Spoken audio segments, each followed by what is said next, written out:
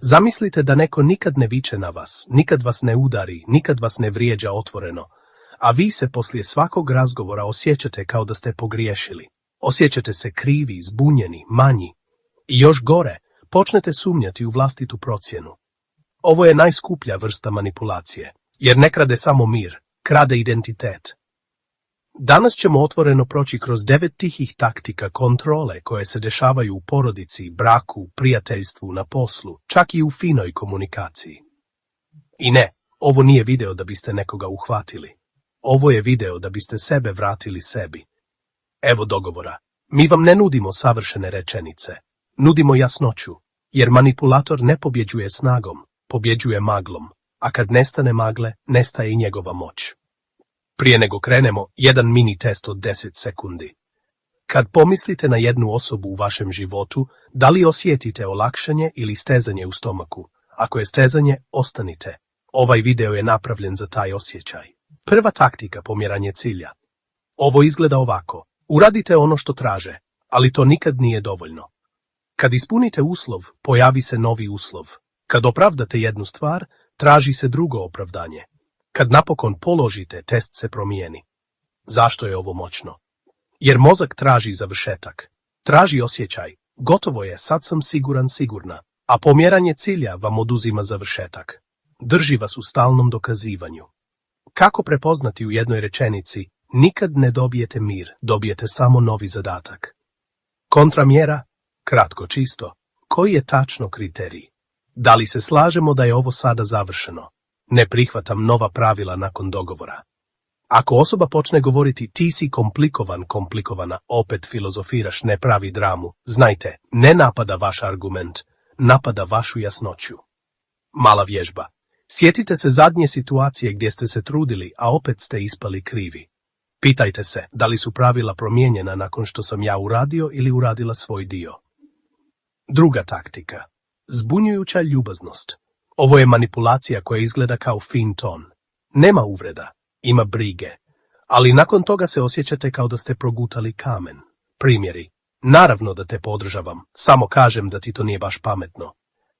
Ne kažem da si loša, samo ti kažem kako te ljudi vide. Ja to govorim za tvoje dobro. Ovdje je trik. Poruka je otrov, a pakovanje je poklon. I onda vi ne znate smijete li reagovati jer nije rekao ništa ružno. Kontramjera. Ne napadajte ton. Napadnite sadržaj. Šta tačno znači nije pametno? Koji su dokazi? Ako je za moje dobro, recite konkretno šta predlažete. Ako nema konkretnog, to nije briga. To je kontrola kroz maglu. Treća taktika. Mikrogaslighting. Gaslighting ljudi zamišljaju kao veliki dramatični napad na stvarnost, ali najčešće je sitan, svakodnevan, kao kap vode koja izbija kamen. Primjeri, ma ti si to pogrešno razumjela. Ne, nisam to rekao. Ti uvijek pretjeruješ. Ti si preosjetljiva. Tebi se sve mora crtati. Poenta nije da vi povjerujete u jednu laž. Poenta je da vi prestanete vjerovati sebi. Najopasniji trenutak je kad počnete govoriti, možda sam ja stvarno. To je trenutak kad kontrola prelazi u vašu glavu. Kontramjera 3 pravila. Ne raspravljajte se o pamćenju kad je osoba sklona poricanju. Prebacite na činjenice i konkretno ponašanje. Uvedite zapis. Ne kao prijetnju, kao zaštitu. Rečenice. Moguće je da se ne slažemo oko detalja, ali ja znam kako sam se osjećala. O ovome ćemo razgovarati kad možemo biti konkretni. Dogovorimo se u buduće. Pišemo poruke za važne stvari. Ako neko poludi na ideju zapisivanja, nije problem zapis. Problem je što gubi moć magle. Četvrta taktika. Krivica kao povodac. Ovo je najčešći oblik kontrole u našim kulturama. Ne mora biti zla osoba, ali obrazac je isti. Vi ste dobri samo kad popuštate. Primjeri. Poslije svega što sam uradila za tebe. Da me voliš, uradila bi to. Normalni ljudi to rade. Samo ti misliš na sebe. Ovdje je prevara. Krivica se predstavlja kao moral, a zapravo je alat za upravljanje. Kontramjera. Razdvojite ljubav od poslušnosti. Volim vas, ali ne pristajem. Moja granica ne znači da sam loša osoba. Neću donositi odluke pod pritiskom krivice. Mini test. Da li vam je teško reći ne, čak i kad znate da je da štetno za vas? Ako da, niste meki. Samo ste trenirani. I dobra vijest, trening se može prekinuti. 5. taktika. Intermitentna nagrada. Ovo je psihološki najzarazniji obrazac. Isto radi i na aparatima za kocku. Osoba je čas divna, čas hladna, čas daje pažnju, čas nestane, čas pohvali, čas ponizi. I vi postanete ovisni o sljedećem toplom trenutku. Zašto je to opasno? Jer vaš mozak počne povezivati ljubav sa stresom. I onda mir počne djelovati dosadno, a haos strastveno. Kako prepoznati? Ako ste stalno na oprezu, stalno čekate raspoloženje, stalno pokušavate pogoditi šta danas treba. Kontramjera. Uvedite stabilnost kao uslov. Ne prijetnju. Uslov. Ne mogu graditi odnos na promjenjivim pravilima. Razgovaramo kad se komunikacija smiri. Ako se ponovi, ja se povlačim iz razgovora. Ovo nije igra moći. Ovo je higijena. 6. taktika. Triangulacija. Ovo je kad neko stalno uvodi nekog trećeg da vas pomjeri sa mjesta. Primjeri. Svi se slažu da si ti problem. Rekla mi je ona da ti pretjeruješ. Eto vidiš kako on može, a ti ne možeš. Nisam ja, nego ljudi kažu. Zašto se radi? Jer kad uvedu publiku, vi se počnete braniti. A čim se branite, već ste u donjoj poziciji. Kontramjera. Vratite razgovor na dvoje. Ako imate problem sa mnom, recite vi. Neću raspravljati o svima. Ko je tačno rekao i šta tačno. Manipulacija voli anonimnost. Istina voli imena i detalje. 7. taktika. Kontrola informacija. Ovo nije uvijek očigledno. Nekad izgleda kao privatnost, ali privatnost i tajna nisu isto. Kontrola informacija izgleda ovako. Neke stvari se namjerno prešute dok nije kasno. Odluke se donesu bez vas, pa se vi samo obavijestite. Pitanja se dočekaju napadom. Što ispituješ? Vaše znanje se tretira kao prijetnja. Kontramjera. Tražite standard, ne izvinjenje. U ozbiljnim stvarima želim da budem informisana na vrijeme. Ako to nije moguće, ja preispitujem svoj angažman u ovom odnosu dogovoru. Ovdje se mnogi uplaše reći ovu rečenicu, ali zapamtite, ko vas voli ne treba da vas drži u mraku. 8. taktika. Etiketiranje. Kad god počnete biti jasni, dobijete etiketu, ti si dramatična, ti si hladan, ti si sebičan, ti si ljubomoran, ti si nestabilna. Zašto etikete rade? Jer umjesto da pričate o činjenicama, vi se branite od identiteta.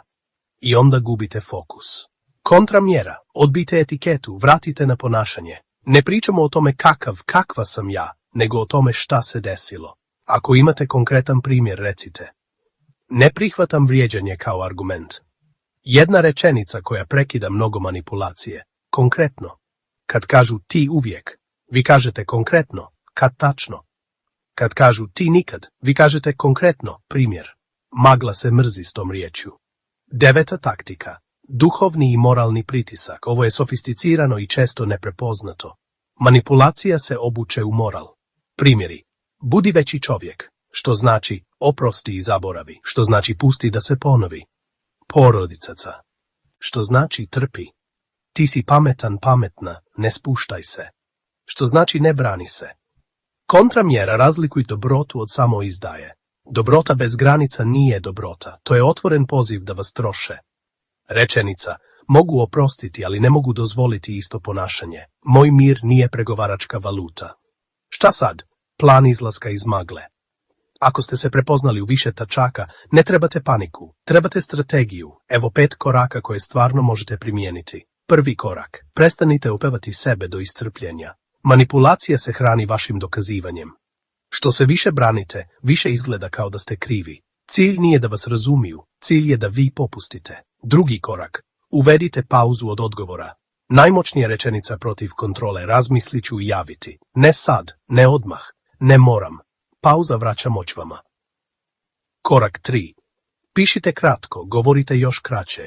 Duge poruke su teren za izvrćanje. Kratkoća je vaša zaštita. Jedna misao. Jedna granica. Jedan zaključak. Korak 4. Mjerite odnos po tome kako se osjećate nakon kontakta. Ne po riječima, ne po obećanjima, nego po posljedicama. Ako ste poslije kontakta manji, to je signal. Ako ste poslije kontakta mirniji, to je zdrav znak. Korak 5. Pripremite exit protokol. Ne znači odmah prekid, znači plan ako se obrazac nastavi. Kome se obraćate? Šta radite ako krenu pritisci? Gdje su vaše granice? Šta je vaš minimum dostojanstva? Opasna istina. Evo rečenice koju mnogi ne žele čuti. Neki ljudi ne žele razgovor. Oni žele rezultat. I zato kad vi postanete jasni, oni ne postanu bolji. Oni postanu kreativniji, zato se ne borite da ih promijenite.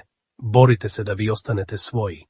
Ako je osoba sposobna za zdrav odnos, granice će je smiriti. Ako nije, granice će je razbjesniti. I to je najbolji test koji imate. Završni reset. Sada uradite jednu stvar odmah, da video ne ostane samo inspiracija. Odaberite jednu taktiku iz ovog videa koju ste prepoznali i napišite jednu rečenicu granice koju ćete reći sljedeći put. Primjer. Ne prihvatam razgovor u ovom tonu. Neću se opravdavati, recite konkretno. Razmislit ću i javiti. Ne mogu i neću. Kad to imate spremno, manipulator gubi najveću prednost, vašu zatečenost. I još nešto, niste vi teški. Samo više ne pristajete da budete lako pomjereni. Ovo je tvoja prečica. Zaprati kanal i nauči više.